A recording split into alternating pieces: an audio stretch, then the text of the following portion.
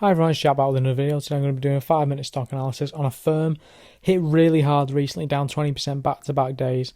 Was as high as $176 after they announced a deal with Amazon to be the exclusive buy now pay later provider for the company until 2023. Now pretty much back to their IPO prices.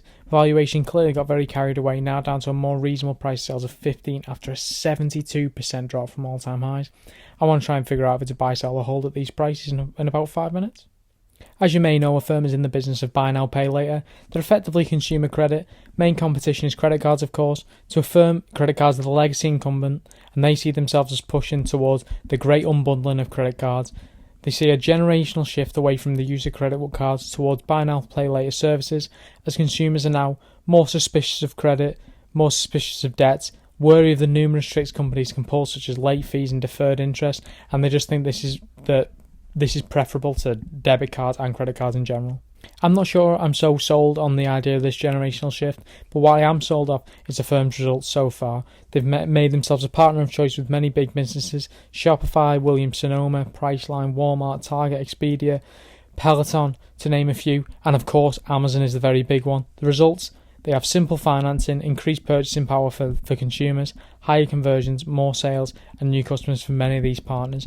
The partners, it's very, very well received. When Affirm first came to market, most of its revenues were for Peloton. They've now obviously expanded to new partners, of course Amazon being the very biggest one. One of the main attractions and one of the main investment cases here is the huge total addressable market, predictably huge because of the amount of gross merchandise volume available. US e-commerce is predicted to be an $800 billion market, and that's growing at 10% compound annual growth rates a year. If Affirm is truly competing with credit cards, then the consumer credit card spend in the US is the target, very firmly in the crosshairs, and that is an enormous $8 trillion, and of course growing as the US economy grows. And also US merchant spend on customer acquisition is $1 trillion. These are all firmly in the crosshairs for Affirm, and they'll be working towards this. Are they going to capture this all? Absolutely not. Could they capture some of it and have really respectable revenues? Absolutely. The most recent quarter for Affirm was absolutely excellent. Stock dropped 20% on back-to-back days actually on this news. Looking at this, you can't really see why. Of course, they botched the earnings announcement in releasing the earnings a day early. Gross merchandise volume up 115%, massive acceleration, obviously due to the effect of Amazon and some other partners coming on board. That's compared to 55% growth the year before. Absolutely excellent. Gross revenue up 77% again, big acceleration, up 57% the year before, now up 77% to $361 million. Active customers up 150%, again, massive acceleration, over 52% from the year prior. Accelerating year over year across the board, really impressive values in absolutely in isolation. Big news again is the reliance on Peloton is shifting due to the multiple partnerships, again, particularly Amazon. Amazon is going to be a really key driver of growth for Peloton. And with that, if they lose Amazon in the future, that is a massive hindrance to the business. Just zooming in a bit on the quarterly revenue numbers over the last 2 years or so. This is really the important metric here. This is not a profitable company. They're trying to grab market share, increase revenue, get more partnerships. So they're not really focused on profitability right now. They're focused on increasing sales.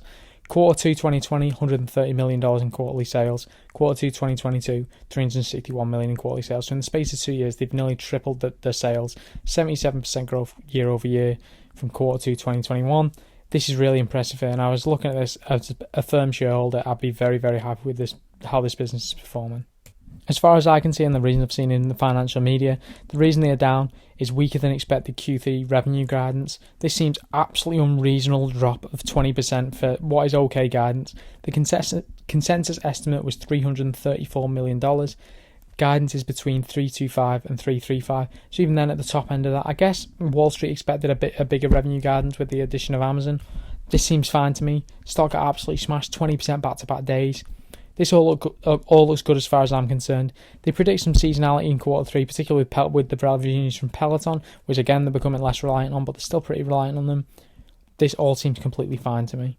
Big overreaction in my opinion. So in summary, I think it's definitely worth watching the price action here. It's going to be on my watch list. It looks reasonably valued here. Completely botched earnings release, which is a bit of a worry. May have created a decent buying opportunity here. It's down 72% from its all-time highs. Of course, those all-time highs, the valuation was massively inflated on basically just excitement for the buy now, pay later industry and for Amazon.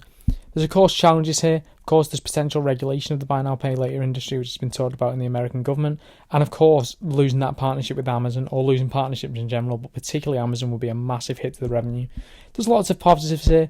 Excellent growth in partnerships, excellent growth in revenue. They have fantastic financial metrics, secular tailwinds towards buy now pay later and e-commerce growth. These are all major tailwinds for Affirm. And I'm confident this is going to be a much bigger business in the future. It's now a $13 billion market cap company trading around 15 times sales. I think at these prices, it's looking like a buy for me. But I'm going to keep it on the watch list for the time being because I just think the price action's gone a bit ridiculous recently. I think if I bought it now, I'll be leaving some dollars on the table. I think it could go potentially lower from here. But I'm happy to wait and watch. With that being said, none of this is financial advice. So if you want financial advice, you speak to a registered financial advisor. And of course, do your own stock research. If you're enjoying the videos, please like and subscribe, and I'll see you again.